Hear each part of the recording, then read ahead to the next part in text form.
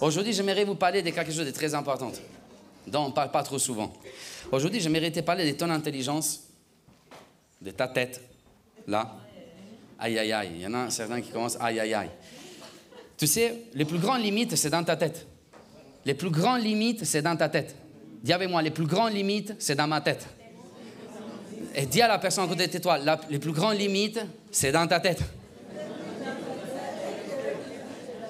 Tu sais, les plus grandes limites de Pierre, après la Pentecôte, ce n'était pas la puissance. Lui venait de recevoir la puissance dans le livre des Actes des Apôtres, chapitre 2.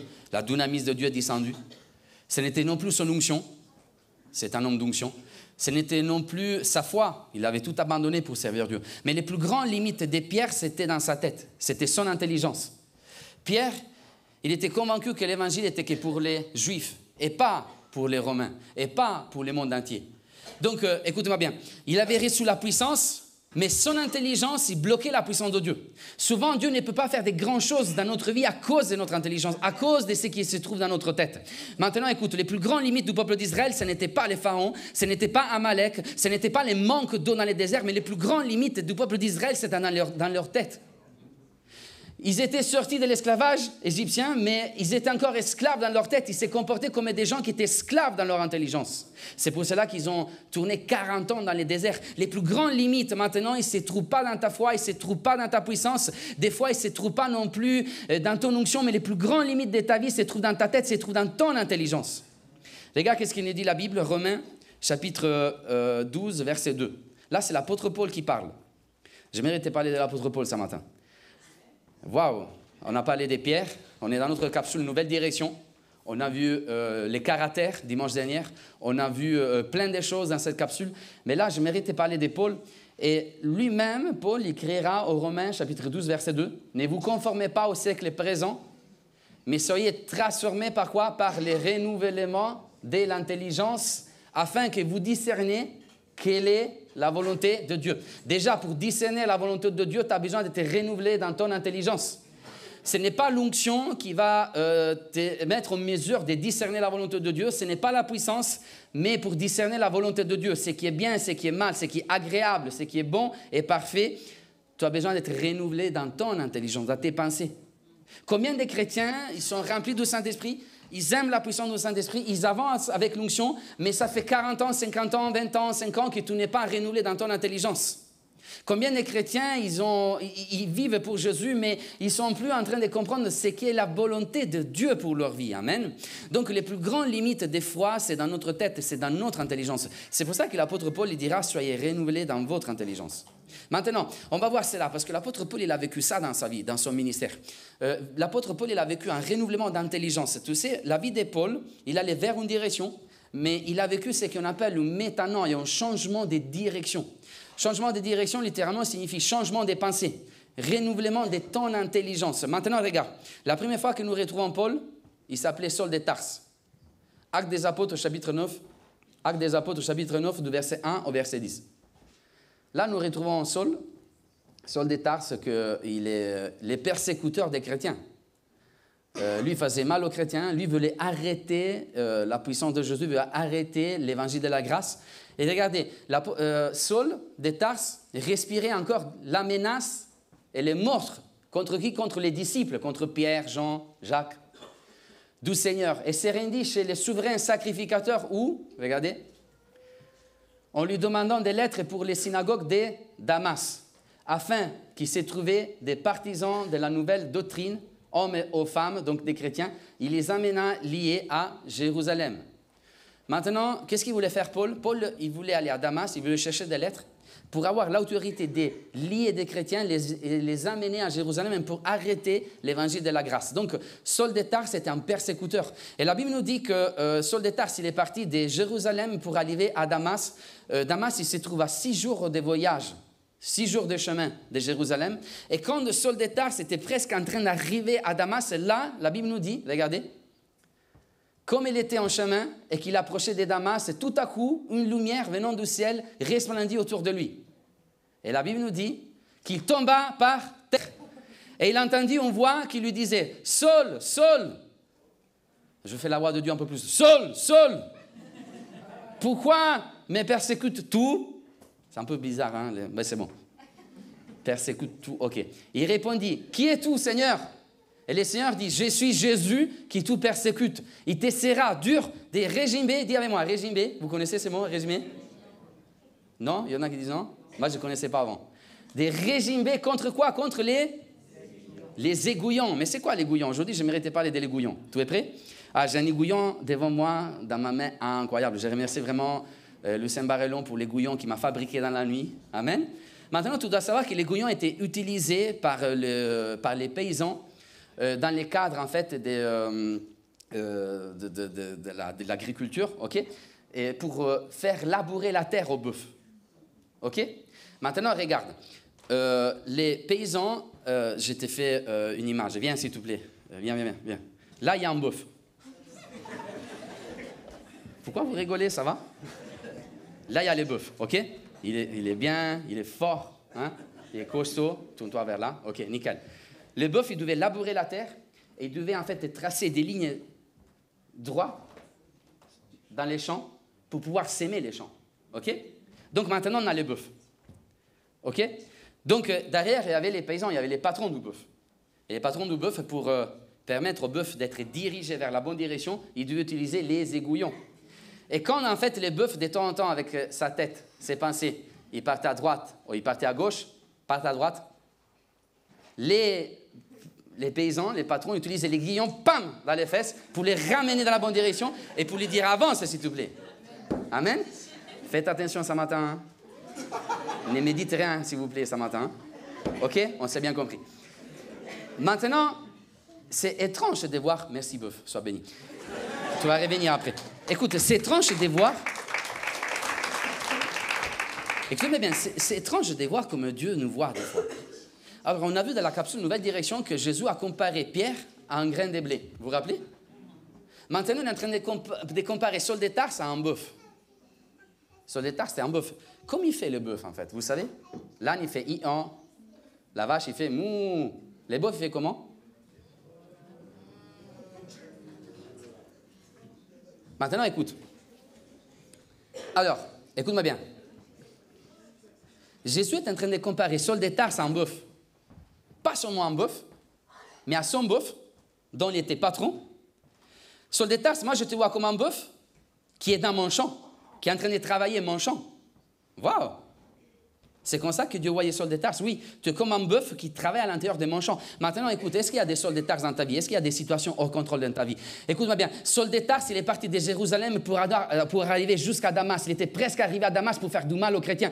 Oh, Saul de Tarse, il est parti vraiment loin. Il est parti trop loin. Il est sorti du champ des pierres. Il est sorti du champ des gens. Il est sorti du champ de tous les plus grands hommes de Dieu de cette époque. Oh, Saul de Tarse, il est hors contrôle. Il veut faire du mal à l'église. Il veut faire du mal aux chrétiens. Oui, mais Dieu est en train de te dire, ok, Saul de Tarse, il est sorti de ton champ, Pierre, mais Saul de Tarse, il n'est pas sorti de mon champ. Saul de Tarse, il est encore à l'intérieur de mon champ. Amen. Oh, il y a une situation qui est hors contrôle dans ta vie. Il y a un Saul qui est parti trop loin aujourd'hui. Il y a la peur qui est sortie de ton champ aujourd'hui. Il y a la peur qui est hors contrôle dans ta vie. Il y a une maladie qui est sortie de ton champ aujourd'hui. Il est arrivé tellement loin que tu n'arrives même pas à la rattraper. Oh, il y a une maladie qui a échappé au médecin. Il est parti trop loin aujourd'hui. Il est sorti de ton champ aujourd'hui. Dieu est là pour te dire ce matin, oh, il est sorti de ton champ. Il est sorti hors de ton contrôle, mais il est encore dans mon champ. Il est encore à l'intérieur de mon contrôle. Amen. Oh, il n'y a rien qui peut s'échapper du champ de Dieu. Amen. Il y a des maladies qui sont encore à l'intérieur du champ de Dieu.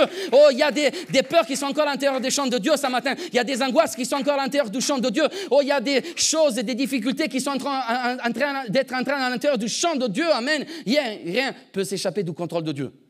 Est-ce qu'il y a une situation qui est éloignée de ta vie? Est-ce qu'il y a une situation qui est trop loin? Dieu peut la rattraper. Dieu peut la rattraper. Amen. Oh, vous n'arrivez pas à rattraper Saul de Tarse. Moi, je peux les rattraper aujourd'hui. Amen. Oh, moi, je suis là. J'ai fait presque terminer les voyages à Saul de Tarse pour les rattraper et pour lui dire, tu es mon bœuf. Saul de Tarse doit être comme un bœuf. Un bœuf? Oui, un bœuf. Écoute, les bœufs, à cette époque-là, c'était un des animaux les plus importants pour le peuple d'Israël. C'était grâce au bœuf qu'on pouvait avoir du pain dans les maisons. Jésus a dit, moi je suis le pain des... Tu sais que Jésus viendra tout le temps combler les vides que Satan a laissés dans ta vie? Écoute, Jésus viendra tout le temps combler les vides que Satan a laissés dans ta vie. Maintenant, sans le bœuf, dans les étables, on ne peut pas avoir du pain. Le bœuf, c'était l'animal le plus important. C'est le symbole de la force, de la puissance. C'était l'animal que, quand l'ennemi venait attaquer le peuple d'Israël, la première chose qu'il voulait voler, c'était le bœuf. Parce que s'ils avaient volé des bœufs, il avait volé le pain, il avait volé plein de choses. Il avait volé la vie au peuple d'Israël. Maintenant, regarde, Habakkuk, chapitre 3, du verset 17 au 18. Le prophète Habakkuk, là, il prophétise quelque chose. Et vous savez que c'était une malédiction de ne pas avoir un bœuf dans les étables. Regarde. Car le figuier ne fleurira pas, la vigne ne produira rien, le fruit de l'olivier manquera, les champs ne donneront pas de nourriture, les brebis disparaîtront du pâturage et il n'y aura plus de bœufs dans les étables. Là, c'est un symbole de malédiction. Avoir un vide à l'intérieur de ton étable. Est-ce qu'il y a un vide à l'intérieur de ton étable? Est-ce qu'il y a du pain qui manque sur ta table? Est-ce qu'il y a du pain qui manque sur ta table? Pourquoi? Parce que Satan est venu, il t'a volé en fait la force et la puissance. Écoute-moi bien, Dieu est en train de te dire, peut-être qu'il y a un vide dans ta vie, peut-être que Satan a laissé un vide dans ta vie, mais mon étable est encore remplie, amen. Personne ne pourra voler les bœufs qui se trouvent à l'intérieur de mon étable, amen. Oh, il y a des vides dans vos étables, mais moi, mon étable, ils sont remplis par ma puissance, par ma force, alléluia. Maintenant, dans ton étable, il y a un bœuf et il y a du pain qui est en train d'arriver. C'est pour cela que Jésus a dit au peuple d'Israël, moi, je suis le pain de vie, amen. Même si vous n'avez pas de pain aujourd'hui, pourquoi? Parce qu'il manque de bœuf dans votre étable. Vous ne pouvez pas labourer la terre, vous ne pouvez pas s'aimer, vous ne pouvez pas criber les blés, vous ne pouvez pas produire le pain. Moi, je suis en train de vous dire qu'aujourd'hui, dans mon étable, il y a un bœuf qui est prêt à le faire. Je vais s'aimer quelque chose et je vais devenir le pain de vie. Amen. Est-ce qu'il y a un vide dans ta vie? Jésus est là pour combler cette vide dans le nom de Jésus. Jésus est là pour combler cette vide dans le nom de Jésus. Maintenant, écoute, j'aimerais arriver vraiment au cœur de mon message. Vous savez, les aiguillons, et c'est là que j'aimerais arriver ce matin. Parce qu'un bœuf, il est fort. Le bœuf, il est puissant. Mais le bœuf, il a besoin de l'intelligence de son patron pour faire un bon boulot. Je ne sais pas si tu as compris, hein?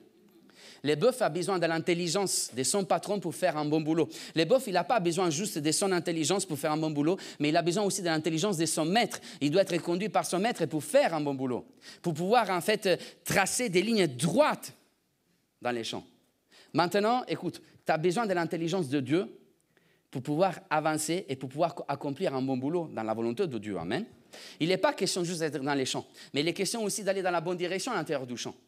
Maintenant, il y a plein de chrétiens qui avancent avec leur intelligence, mais ils ont oublié que nous avançons pas seulement avec notre intelligence, mais aussi avec l'intelligence du ciel. Amen. Maintenant, écoute-moi bien. La volonté de Dieu est céleste. Tu as besoin d'une intelligence céleste pour pouvoir avancer, pour pouvoir réussir dans la volonté de Dieu. Je ne sais pas si tu as compris. Tu n'as pas besoin de ChatGPT pour avancer dans ton intelligence. Vous connaissez ChatGPT? Il y en a personne qui connaît ici? ChatGPT? Vous posez une question à ChatGPT, aujourd'hui, il fait tout. ChatGPT, écris-moi en lettres. ChatGPT, écris-moi en papier. ChatGPT, écris-moi... Mais écoute, tu n'as pas besoin seulement de ChatGPT pour avancer. Ton intelligence, c'est l'intelligence de Christ. Amen. Moi, je vais te donner mon intelligence pour pouvoir avancer. N'affronte pas les choses avec ton intelligence. Commence à affronter les choses avec son intelligence. Tu ne peux pas avancer dans ton ministère sans l'intelligence de Christ. Tu ne peux pas avancer dans ta vie chrétienne sans l'intelligence de Christ. Tu ne peux pas avancer dans ta vie, dans tes projets, dans tes rêves, dans tes visions sans l'intelligence de Jésus. C'est l'intelligence de Jésus qui te conduit. Maintenant, écoute, bof, viens, s'il te plaît. Là, il y a les bœufs, ok? Les bœufs, il doit faire un bon boulot. Il doit tracer des lignes droites, ok? Les bœufs, il est là, amen? N'est-ce pas? Ok. Maintenant, il y a le Saint-Esprit qui est là aussi. On ne peut pas laisser un bœuf seul. Le bœuf, il a besoin d'être conduit aussi par le Saint-Esprit. Il est où le Saint-Esprit? Il est là, le Saint-Esprit. Il est resté en arrière ce matin. C'est bien, super, bien. Vous savez, à cette époque-là, les paysans, il y avait les patrons qui étaient derrière avec l'aiguillon. Et après, il y avait en fait devant le bœuf une autre devant. Pas derrière, mon pays, pas derrière, c'est moi. Ok. Il y avait devant, il y avait en fait un autre paysan qui donnait la direction au bœuf. Ok. Donc maintenant, il y avait les patrons qui étaient là derrière. Dans la main droite, il y avait la charrue, et dans la main gauche, il y avait les aiguillons. Vous me suivez? Maintenant, devant, il y avait l'autre paysan. Lui, c'est le symbole du Saint-Esprit. C'est le Saint-Esprit qui est devant. C'est le Saint-Esprit qui te conduira dans ta vie. C'est le Saint-Esprit qui te conduira dans ton appel. C'est le Saint-Esprit qui te conduira dans toutes choses dans ta vie. Maintenant, de temps en temps, avec ton intelligence, avec tes pensées, tu voudras aller à droite, tu voudras aller à gauche. Mais c'est là que le patron, il est là pour mettre des coups, pour te ramener, en fait, sur le bon chemin. Va à gauche un peu. Avance, Saint-Esprit. À droite. Pensée. Non, le Saint-Esprit il doit pas rester à droite. Hein? Saint-Esprit, ne me déçoit pas. Hein? Écoute-moi bien. Le bœuf, il est là, il est parti à droite. Il y a eu un pensée qui est arrivé. Il y a eu une problématique qui est arrivée. Mais Jésus sera là pour renouveler ton intelligence. Je ne sais pas si tu as compris ce qui signifie être renouvelé dans notre intelligence. Regarde, être renouvelé dans notre intelligence, ça signifie ramener, aligner l'intelligence du bœuf à l'intelligence de son maître. Amen. Donc, avoir la même intelligence de Jésus signifie être aligné à son intelligence. Mes pensées sont alignées à ses pensées. Jésus, lorsqu'il était sur la terre, ses pensées étaient alignées aux pensées du Père. Pourquoi? Parce qu'il était là pour accomplir la volonté de qui? Du Père. Le bœuf est là pour accomplir la volonté de Jésus. Amen. Aujourd'hui, n'avance pas avec ton intelligence. Tes pensées, ton intelligence, il t'amènera à droite, il t'amènera à gauche. Mais aujourd'hui, avec l'aiguillon, si tu es là et il y a Jésus dans ta vie, il y a le Saint-Esprit devant toi, le Saint-Esprit, il t'alignera tout le temps à l'intelligence de Jésus. Amen. Tu as besoin d'avoir l'intelligence de Jésus. L'intelligence de Jésus, ce n'est pas ton intelligence. Ce n'est pas l'intelligence du psychologue, ce n'est pas l'intelligence du psychiatre, ce n'est pas l'intelligence d'un médecin, c'est l'intelligence supérieure. C'est celui qui a tout créé, c'est celui qui a tout formé, c'est celui qui a accompli des miracles incroyables. Tu as besoin de son intelligence pour pouvoir faire un bon boulot. Alors, cela signifie que quand Jésus est apparu à Saul de Tarse, les champs de Saul de Tarse, c'est un champ totalement détruit. Saul de Tarse, dans sa vie, est en train de tracer des lignes totalement tordues. Est-ce qu'il y a des situations qui ont pris une mal tournure, une mauvaise tournure dans ta vie? Aujourd'hui, ils sont partis à droite, aujourd'hui, ils sont partis à gauche. Quand tu seras renouvelé dans ton intelligence, sache que tu seras aligné à nouveau pour faire un bon boulot. Et si aujourd'hui, il y a quelque chose qui a mal commencé dans ta vie, écoute-moi bien, tu finiras bien dans le nom de Jésus. Amen. Parce que Jésus vient pour redresser à chaque fois toutes les choses qui sont tordues dans ta vie. Amen. Est-ce qu'il y a des lignées tordues dans ta vie? Est-ce qu'il y a des lignées tordues dans ton mariage? Est-ce qu'il y a des choses qui sont prises mal tournure dans ta vie, dans ta santé, dans ton intelligence, dans tes pensées? Sache que Jésus vient là pour redresser à chaque fois tout ce qui est tordu dans ta vie. Amen. Est-ce que je peux avoir un bon amen ce matin? Cela signifie marcher avec l'intelligence de Jésus. Marcher tout le temps avec l'intelligence de Dieu. Mon intelligence alignée totalement à l'intelligence de Christ. Et si je pars à droite, l'aiguillon est là pour me ramener et le Saint-Esprit avance. Et les patrons et le bœuf avancent. Amen. Je ne sais pas si tu as compris, tu es entre un sandwich avec Jésus. Tu connais un Big Mac? Pain, burger, pain. Non, c'est un cheeseburger, pardon. Tu es entre le Saint-Esprit et entre la présence de Jésus. Amen. Tu ne peux pas t'échapper. Amen. Reste. Devant toi, il y a le Saint-Esprit. Derrière toi, il y a Jésus. Amen. C'est la seule manière qui t'aura pour réussir dans ta vie. Amen. Il y a des appels qui vont réussir. Il y a des onctions qui vont réussir aujourd'hui. Il y a des grandes choses que Dieu veut accomplir. Pourquoi? Parce qu'avec l'intelligence de Dieu, tu es dirigé vers la bonne direction. Amen. Donc, écoute-moi bien. Tu as besoin du Saint-Esprit. Tu as besoin de la puissance du Saint-Esprit dans ta vie. Tu as besoin d'avoir la présence de Jésus dans ta vie. Mais tu as besoin aussi d'avoir son intelligence pour bien marcher dans la bonne direction. Amen. Donc maintenant, les chrétiens qui ne marchent pas avec l'intelligence de Christ, ça va être un chrétien qui aura le Saint-Esprit, qui à un moment donné, il ne pourra plus suivre le Saint-Esprit. Parce qu'il ira à droite, il ira à gauche, il partira en arrière, il sera distrait par les problèmes, par les vents, par les choses. Des fois, il sera là, des fois, il sera là-bas dans les champs. Et Jésus, il restera juste avec le Saint-Esprit, avec son aiguillon. Il dira, bof, t'es où? Qu'est-ce que tu fais là-bas? Saul, qu'est-ce que tu fais là-bas? Vous savez ce qui m'intrigue vraiment de la vie de Paul, de Saul de Tarse, on va dire ça? C'est que Saul de Tarse, il pensait de faire le bien. Lui, il voulait tuer les chrétiens, il pensait d'être là, bon, ah, moi, maintenant, Elohim, c'est moi qui vais arriver, tu vas voir tous les chrétiens là, je vais faire les disparaître et tout. Vous savez, souvent, on pense de faire le bien. Saul de Tarse, il ne comprenait plus c'était quoi la bonne volonté de Dieu, amen. Saul de Tarse, il voulait combattre les fausses doctrines, selon lui, dans sa tête de l'époque, il est devenu même lui l'ennemi de Dieu. Vous imaginez? Maintenant, Saul de Tarse, tu es là, tu n'as pas compris qu'est-ce que tu es en train de faire. Et là, la présence de Jésus est arrivée. Moi, je t'aime, Saul de Tarse. Je suis venu ici, je t'ai choisi. Rentre, tu es dans mon champ. Je ne sais pas si vous avez remarqué, Saul de Tarse a été à l'intérieur de le champ de Dieu. Alors aujourd'hui, j'aimerais m'adresser à quelqu'un, peut-être que tu es là pour les premières fois, ou peut-être que tu as commis des erreurs aussi, ou peut-être que tu es en train d'évaluer ta vie sur la base des erreurs que tu as compris. Moi, j'aimerais te dire, ok, tu étais rejeté des champs des autres, tu étais rejeté du champ des pierres. Pierre est en train de dire, Saul de Tarse, tu ne pourras pas rentrer dans mon champ, tu es le persécuteur des chrétiens. Oh, Jean, il pourra te dire, tu ne pourras pas rentrer dans mon champ, tu es le persécuteur des chrétiens. Mais Dieu est là pour te dire, ok, tu étais rejeté de ces champs, tu étais rejeté de notre champ, mais rentre dans mon champ, amen. Dans mon champ, il y a encore de la place pour toi, amen. Malgré les erreurs que tu as commises, malgré tes problèmes, malgré les situations, malgré les circonstances dans lesquelles tu es, rentre dans mon champ, je vais vraiment te mettre sur la bonne direction. Alors viens, bof. Reviens. Il y a quelque chose qui a mal commencé, mais il y a quelque chose qui va bien terminer, amen. Je vais reprendre les boulots. Et quand ça ne va pas, je vais te ramener sur les bonnes voies, amen, sur les bons chemins. Alléluia. Est-ce qu'on peut acclamer notre bœuf et notre Saint-Esprit? Sois béni, hein. Donc, dans ton ministère, dans ta vie, dans ton appel, tu as besoin d'avoir la même intelligence de Christ. Tu ne peux pas être déconnecté avec son intelligence. Je ne suis pas en train de te dire que tu n'es pas intelligent. Tu es vraiment intelligent. Et merci Seigneur pour notre intelligence. Mais quand tu marches avec l'intelligence de Christ, il y a des choses différentes qui s'accomplissent dans ta vie. Tu marches dans une vie des miracles. Tu ne marcheras plus de la terre jusqu'au ciel, mais tu marcheras du ciel sur la terre. Écoute-moi bien, tes pensées, ils ne seront plus des pensées terrestres, mais tes pensées seront des pensées célestes. Cela signifie marcher avec l'intelligence de Christ. Donc, quels que soient les projets ou la situation dans laquelle tu te trouves, sois renouvelé dans ton intelligence pour être aligné à l'intelligence de Christ.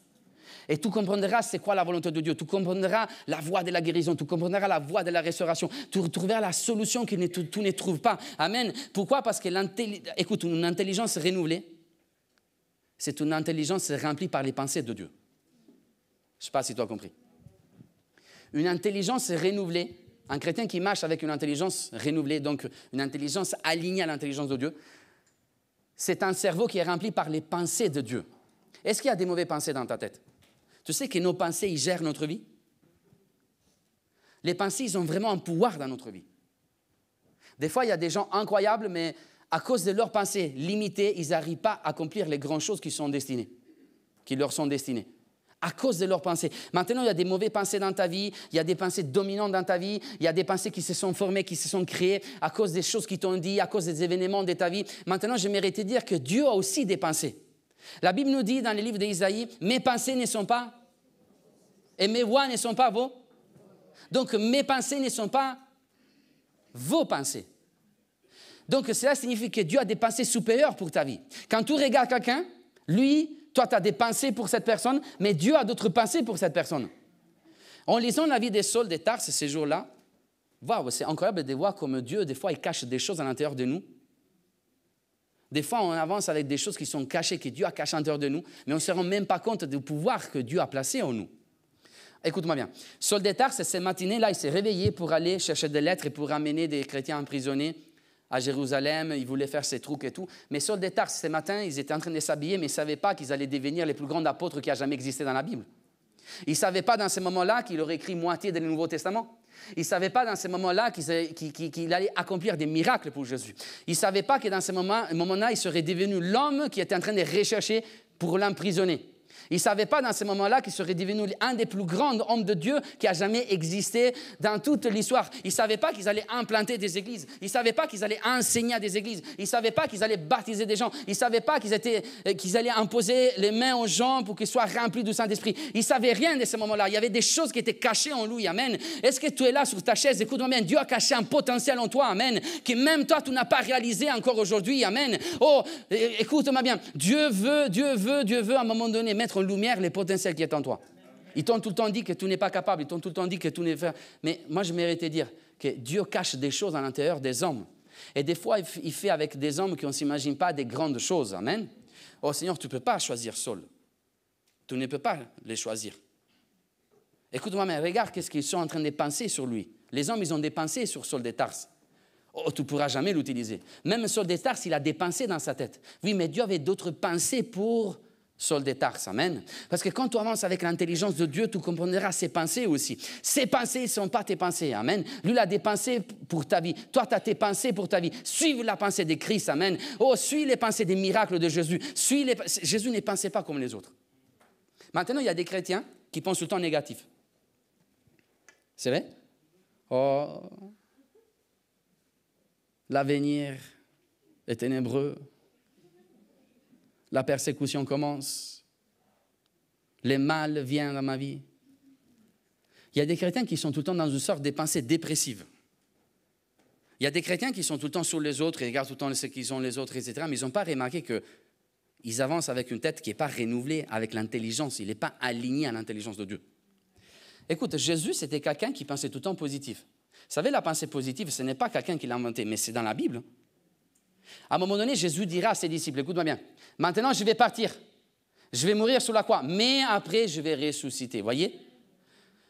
Il envoyait les problèmes, mais après, tout le temps, la chose positive. Vous allez, écoutez bien, vous allez souffrir, mais après, il y aura la couronne de la gloire qui vous attend. Voyez comme il terminait Jésus, tout le temps avec une note positive. Maintenant, ça, c'est les pensées de Dieu. Les pensées de Dieu t'amèneront tout le temps à dire, OK, il y a des choses qui ne vont pas autour de moi. OK, il y a des difficultés autour de moi. Il y a des angoisses autour de moi. Mais moi, je vais bien terminer. Pourquoi? Parce qu'il y a Jésus qui est avec moi. C'est la pensée de Christ. OK, il y a cette maladie, mais moi, je vais bien guérir. Amen. Pourquoi? Parce que j'ai la pensée de Christ en moi. OK, il y a ce problème, il y a cette situation, mais il va se régler. Pourquoi? Parce que Christ, il marche avec moi. Vous savez, j'ai vu des hommes de Dieu qui avançaient tout le temps avec les pensées de Dieu. Waouh, ils influençaient tout le monde. Il y avait des situations, il y avait des circonstances dans lesquelles on était en difficulté. Non, mais là, on n'arrivera pas. Eux, ils arrivaient. Ne vous inquiétez pas, Jésus est avec nous. Ah, mais toi, tu viens d'où? Oui, Jésus est avec nous. Vous allez voir, ça va se régler. Vous savez, des gens qui amènent tout le temps une positivité. Amen. Celle de Christ. Amen. Jésus n'est pas venu pour ruiner les gens. Jésus est venu pour bénir les gens. Jésus n'est pas venu, la religion, il veut nous détruire. Mais les Saint-Esprit, la relation avec Jésus, il veut nous bénir. Amen.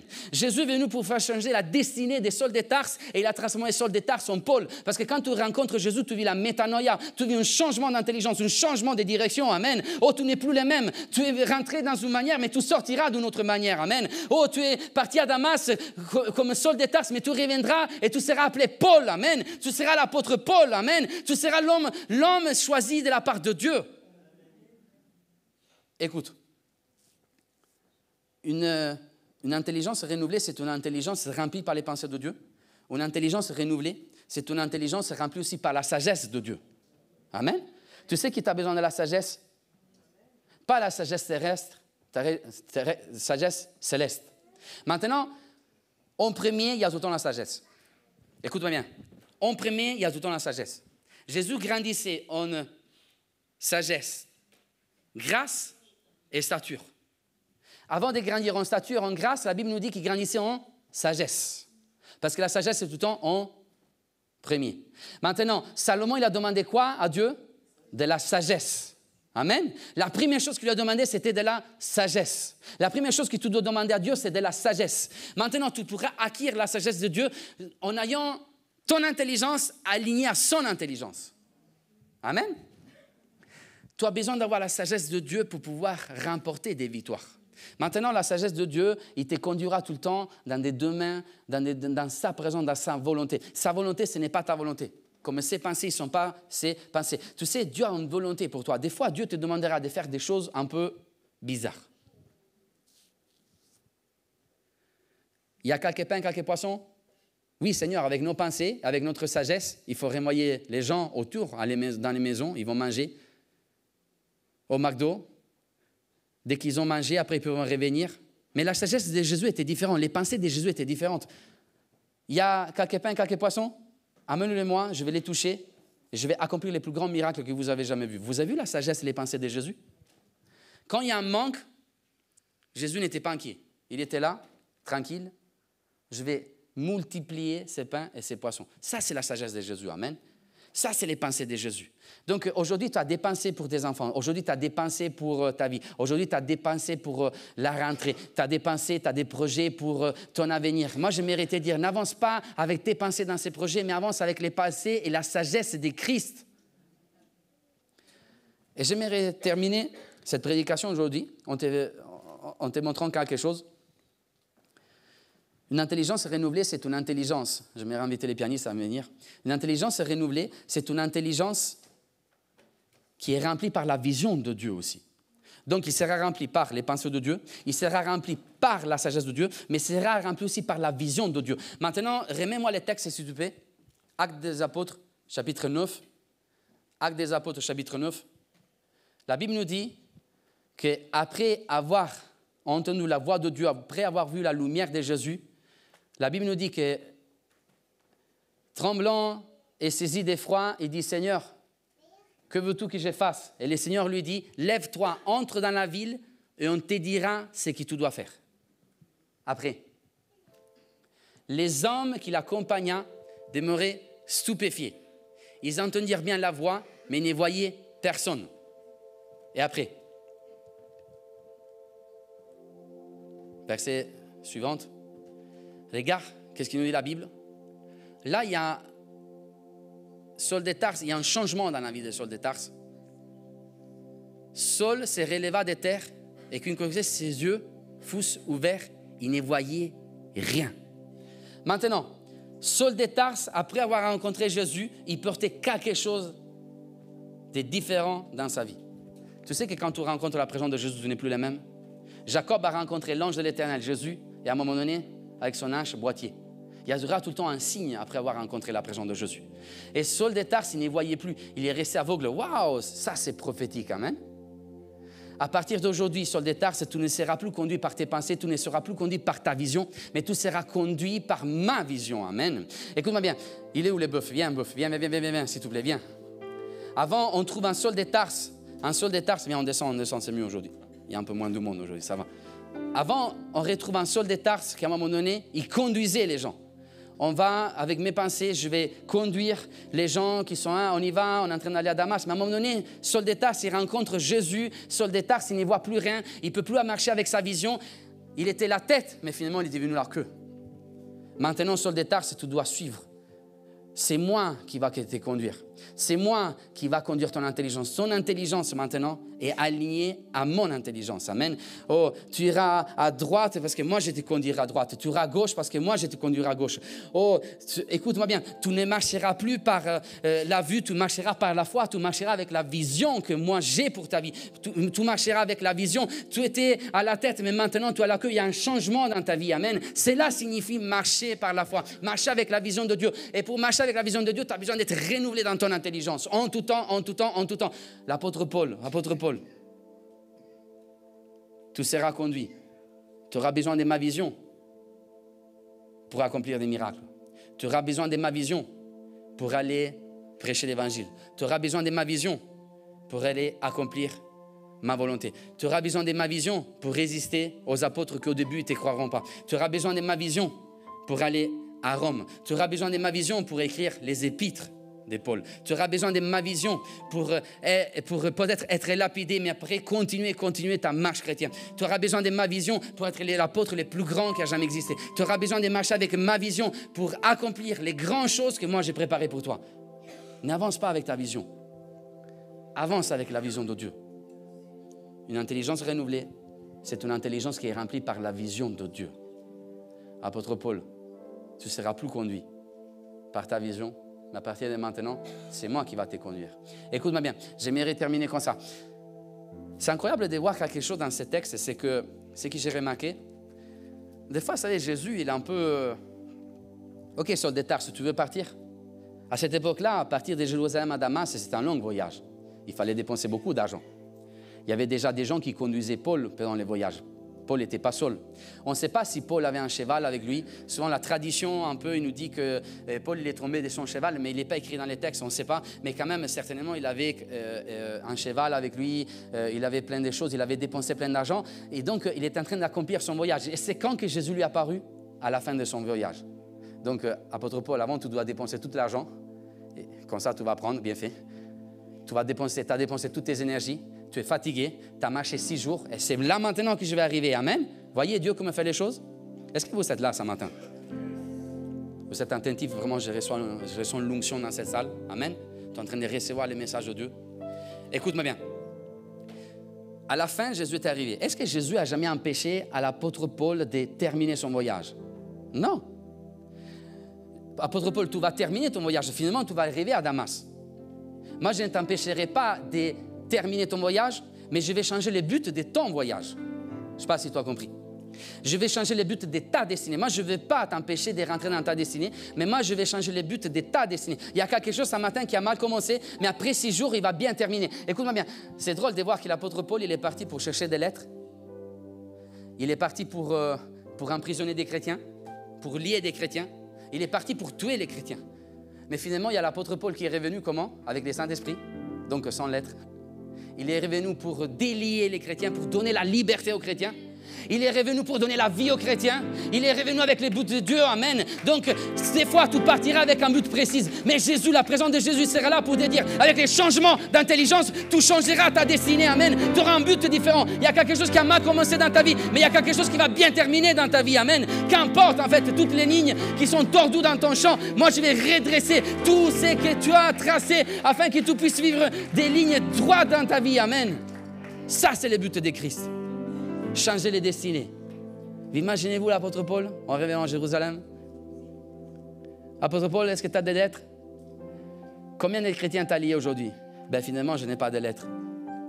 J'ai le Saint-Esprit qui est en moi, qui vit en moi.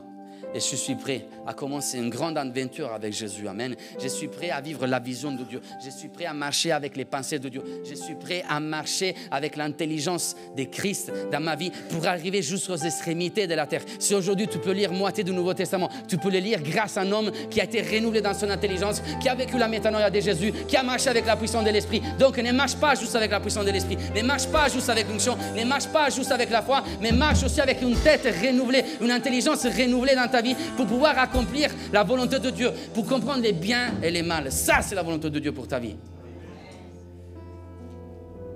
Waouh! Seigneur Jésus, j'aimerais vraiment que tu puisses renouveler mon intelligence ce matin. J'aimerais rentrer de ces lieux, Seigneur Jésus, j'aimerais rentrer chez moi avec tes pensées, avec ton intelligence.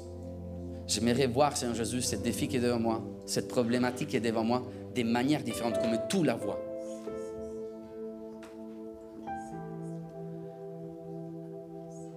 Les peuples d'Israël, ils voyaient Goliath comme un problème. Mais David, il voyait Goliath avec l'intelligence de Christ.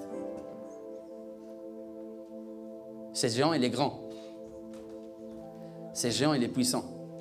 Ce géant, il est très fort. Mais cela signifie que mon Dieu est encore plus grand, mon Dieu est encore plus puissant, mon Dieu est encore plus fort.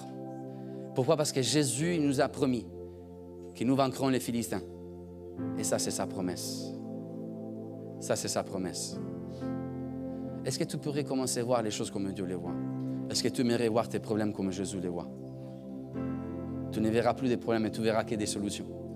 Tu ne verras plus des problèmes et tu verras que la grandeur de Dieu devant toi. Amen. L'intelligence de Christ.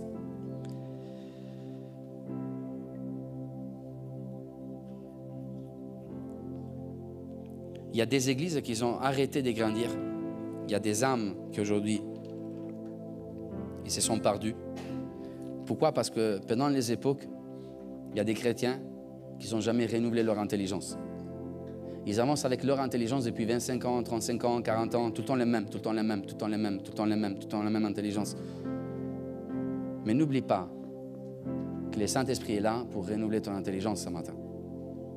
Afin que notre intelligence pour le 2024, pour le 2025, pour le 2026, pour le 2027, pour le 2028, soit alignée à l'intelligence de Christ.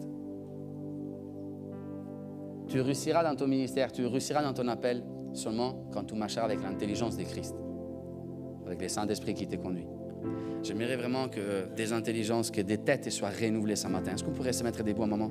Bonjour, j'espère que le message vous a plu et que vous avez été bénis par la prédication. Je vous invite à nous suivre sur notre chaîne YouTube et à cliquer sur la cloche pour recevoir toutes les notifications. N'hésitez pas aussi à nous suivre sur nos autres réseaux sociaux tels que Instagram et Facebook. Si vous avez à cœur de soutenir l'Église, je vous laisse cliquer sur le lien en description. Soyez bénis!